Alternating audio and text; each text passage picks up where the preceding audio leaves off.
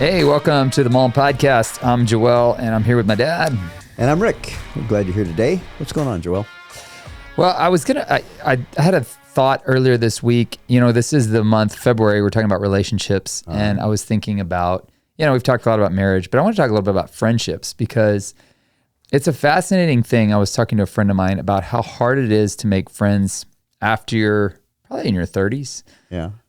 And I was like, why is it so hard to make friends after your 30s? And is that a good thing, or is that a shortfall in humanity that we have a hard time making friends after we're 30? Because I was thinking about, when you're in your teens and 20s, you'll kind of hang out with anybody in general, which is what gets a lot of teens in trouble, is they'll just hang out with anybody. Yeah. And even when I was in my 20s and single, I think before you get married, you're kind of like, yeah, whatever. Whoever's there, you'll hang out with them. I remember hanging out with people that I've had no contact with since, but I spent hundreds of hours of free time in my youth hanging out with these people. I've never seen them since. Yeah. But there are a handful of friends that I've had since. My friend Wes is one of those. We've been friends since we were 16. Here it is 31 years later. We're still friends. We talk at least once a week. I mean, maybe not once a week, but several times a month is the bottom line. And then I've got other friends that I'm like kind of circling back, and it's like an instant connection. But it's really hard to make new friends after you're 30. And I think it's really hard when you move to a new city to make friends after you're 30. Yeah. Most of your friends end up being related somehow to kids' activities if you have kids. If you don't have kids, man, it's really, really hard. So what do you think is the cause of that? And then some people would say, well, it's, the way to make friends is just be friendly, which, yes, that's true, but it's a little bit more complicated than that sometimes. Yeah. Well, true. I think a lot of it, you explained a lot of it. When you're single, you have more free time, for one thing. Mm-hmm. And so it's easier to have the time to do that and to hang out. And then when kids come along, again, unless you're making friends in the activities they're involved in, that makes it hard too.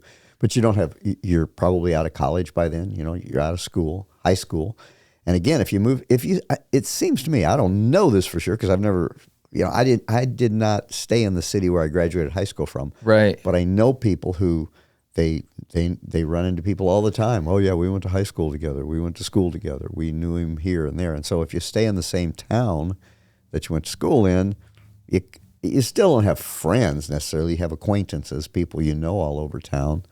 But I think a lot of it's just the nature of the fact our mobile society, where you're moving around, and so therefore, if you're not working with them, if you're not going to church with them, if you're not hanging out at kids' activities with them, how do you connect with people? Yeah. The bars, I guess, that's what they're such a big hangout, I suppose. So how do you connect with people? I think it's just a symptom of our mobile society. I don't think it's anything cosmic or evil or anything. Yeah. So community is so important. Right? I mean, Paul says that, don't forsake the assembling of yourselves together, which is where I think church is such a powerful gift. Sure. Gathering together, even with, you're kind of coming around a common thing, like a common goal. But I'll tell you this, as somebody who's moved a lot, you would think it wouldn't be hard to find a church community, but it's really hard to find a church community. And I think part of it is if you've never left your hometown, you don't know what it's like to be the outsider. Yeah. You've always known all of the people in your area. And even if you change churches across town, especially in a small town, there's probably somebody that you were loosely acquainted with, you had some sort of common bond with. But one of the things Emily and I have noticed is, man, when you move to a new town, it can be really hard to integrate into the town because you're the outsider and none of these other people have known what it's like to be an outsider. So they don't reach out to you. Sometimes you're a little mysterious to them. They don't know even what to do with you. They don't know how to respond to somebody like you. And it's, again, people are like, well, it's because you're an outsider. Maybe it's that, or maybe it's just these people haven't been trained or don't know the feeling of what it's like to be in a place where they're not known. Yeah. And it's pretty I remember going from on staff at a church, fairly large church, to going and trying to find a church, and you're sitting next to people, and like you used to run a service like that. It's particularly hard if you've been in a church a long time and been in leadership, and you go change roles. And you're nobody, and you're starting from scratch. And if there's nobody that's intentionally reaching out to find out more about you, if you don't push yourself in some ways, most people are too insecure. I think it's most people's insecurity. Sure, it is. They're too insecure to go find something out about you. And I know in my case, sometimes I'm like, if somebody shows up on the radar and people are all like relating to them, and I'm like, I should know who this person is, but I don't know who this person is. And so you feel awkward trying to get to know the person when you assume you should know that. Does you ever had that before? Where you assume you should know something about a person because everybody seems to know who that person is? Yeah. Well, but I think you got the point there. We are all insecure, and we're afraid if we say something to somebody that we don't know what to say. I know I recently did a little deal. In fact, I've done it over and over again at the church we're attending, where I just said, hey, look, here's 4 steps you can take to meet somebody new. And it was like an eye-opener to some of the folks, like first thing, just go and say, hi, my name is. And then if they don't give you their name, so what is your name? Because some people just go, hi. Yeah. Well, that's boom, you just hit a wall. So, hi, my name is. And then next, I would just say, how long have you attended the church here? Because sometimes you say, oh, is this your first time? No, I've been going here for 10 years, And so how long have you attended? And then secondly, I'd like to ask them, are you from this town? Are you from here? Because sometimes that'll connect. Oh, no, I moved here from wherever, blah, blah, blah, if it's a no. So now, just some little simple questions like that. That seems like common sense to me, that if you want to make friends, you start asking questions. But what is our deal? Are we getting worse at this? Like, are we not training people in this? I mean, that's just common sense to me in my mind. Yeah, I think that's a part of it is, first of all, yeah, you haven't been trained in it. Because like I said, this was like a revelation to several people, just these, oh, that's great. Oh, those are good questions. Oh, this really works. What? And then invite them that part of me, friends. Part of that just makes me irritated at people. Are we that stupid that we can't figure that out? I don't think we think about it's a thing. That's a lot of it. We're just thinking about ourselves. Yeah, because again, and we don't realize we're thinking about ourselves. But that self-consciousness, well, that came with the fall of Adam. Here we go, back to Scripture with the fall of Adam. We need some Scripture for this because it ticks me off. Okay. Well, the first time they became self-conscious was they realized they were naked when they sinned. And so sin makes us self-conscious. We're aware of ourselves rather than aware of others. And it takes a pretty big person to be able to get beyond that. And I mean, we should all be there. Yes, we should all, and we all should live perfect, and we all should feed the poor, but we just are peoples. Yeah. And as the famous philosopher Kermit the Frog said, peoples are peoples. And we think about ourselves. Yeah. What's fascinating to me is people will tell you pretty much everything you need to know about the core of who they are within about 3 minutes if you'll really listen. And ask follow-up questions. Yeah. But most of us are so self-concerned about, well, what am I going to say next? Or how do I appear to these people? Or, it's not even self-absorbed. It's maybe even just concerned about how you're coming across. Yeah. Or am I going to look dumb if I don't know the next thing to say? Yeah. And that's how we just don't listen. But it's amazing how, Emily always jokes about how many people come up to me and just tell me their life story. And I'm like, I don't ask them. She's like, but you do. Because you immediately, she's like, you act interested. She's like, I actually think you are interested, which I usually am interested because people are fascinating to me. Yeah. But then she says, you ask follow-up questions. And I was like, what do you mean by that? And she's like, that's what I mean by that. What do you mean by that? I want to know, what are they saying? And so it opens the door. And then usually people will just flood you with maybe TMI, too much information, if you just listen.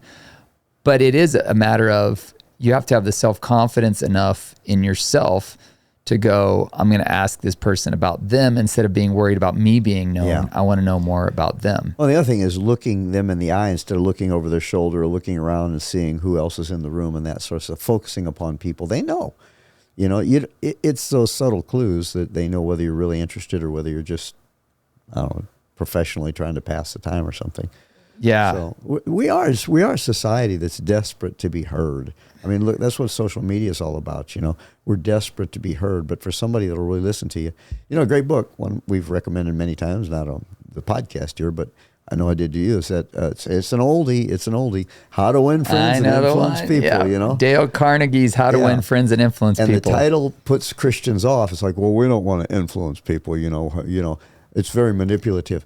It simply is very biblical. He talks about just have more concern. Think more highly of others than you think of yourselves. That's biblical, and that's his whole premise. If you'll just begin to focus on other people And I think one of his sayings was, you can get probably Zig Ziglar, you can get anything you want out of life if you help other people get what they want out of life. Yeah. And if you want to help, if you help people be seen and heard, then somehow you'll be seen. I was thinking about this the other day about, so I had a guy who wanted me to read his book, right? And I had just met the guy and I'm like, oh my gosh, he hands me this huge tome. It's this super thick book.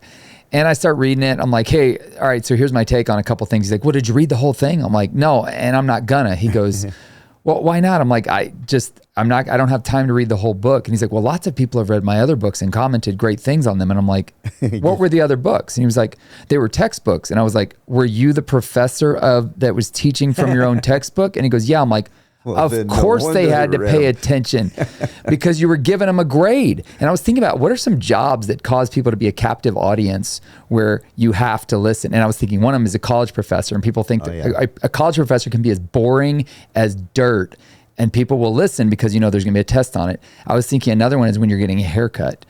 You have a captive audience because the guy's just going and talking. You're like, yeah. And you don't want to tick them off or be like, I'd prefer you not talk because they might mess up your haircut. Yeah, or your ear. Another one is pastor. Yeah, except that people can choose to come there or not. Yeah, but some people go to church because they're like, well, this is what we do as Christians. And then they show up at the church and the pastor's boring as dirt, and they can be that way. And then if people leave, they're like, well, that's because people don't want the truth anymore. Well, yeah, if the music's good, they'll come, at least for the first part. So following up on that, after 30, it seems like you make friends with people that you're forced to sit on the sidelines of the soccer game watching your kid play soccer with, right? Yeah. Or people, a lot of them are just, you settle for certain friends. Is that okay to settle for certain friends, or do you think that's unwise? Well, I mean, a lot of it too is like in community groups and things of that nature, small groups at churches, I mean, it's difficult for you because the church you're part of is so far away. And every group, this is the other problem with every small group. You get one person in there that always hijacks the conversation. Yeah. So if it's not a truly small group of people that are connected, small groups don't even get it done sometimes because one person is the sucking vortex of need in the small group. A good leader can take care of that, though. A good leader will move the meeting without letting them know where to move to. No, I'm kidding.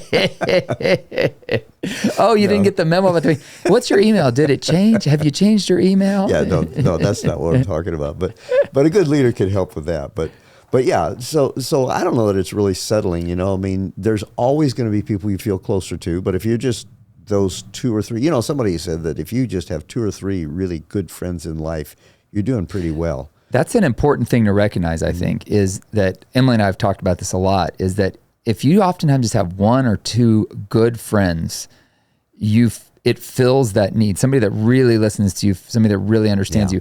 And I think for extroverts, a lot of times, I'm not one of them, but from what I've heard from extroverts, they're oftentimes the more the merrier, right? Yeah. But the reality is you can only be close to a certain number of people. Jesus only had 3, and one of those was even closer. I mean, he had the 12 that followed around that he had chosen, but really he had 3 that he would take to the mountaintop with him. And I think a lot of times those friendships are forged in your teens and 20s if you have that ability to forge them, and then you must nurture them, right? I was talking to somebody recently, and she was saying the life cycle of most friendships is about 7 years. I thought that's fascinating.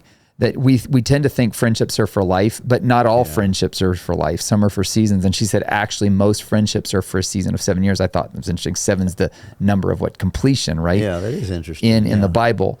And then I also think about another thing, a little science here, Dunbar's number. This social scientist named something Dunbar, British person, concluded that the number of people you can actually feel some sort of connection with, where you'd sit down and if you saw them at a pub, a British mindset, you would be comfortable sitting down next to them and catching up with them, is 150. That's the only amount of relationships you can actually truly maintain in your life. I was going to guess about 100, 150 because that's the size of the average, I don't know, not the average church, but many, many churches, that's a number that they hit, 100 to 150, and boom, that they just don't get any bigger. Yeah. And they stay that way for years and years and years. So maybe that's just the nature of it is we are called to have a limited number of friendships, and you're very fortunate if you have 1 or 2 tight ones. Yeah. That happen, you probably are going to have happen before you're 20, but if you find one afterwards, after your 30s, nurture that because it's a rare thing. And it's a little easier today to keep up. I mean, because you do have cell phones that it used to be a long distance call to call another city. And it cost you by the minute. And it used to be you mail a letter instead of just a quick email or a text or something. So it is a lot easier today. Social media, that's one benefit of social media.